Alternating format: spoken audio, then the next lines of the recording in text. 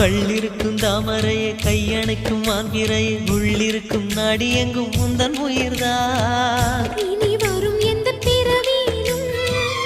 உனை சேர காத்திருப்பேன் விழி மூடும் இமை போல விலகாமல் வாழ்ந்திருப்பேன்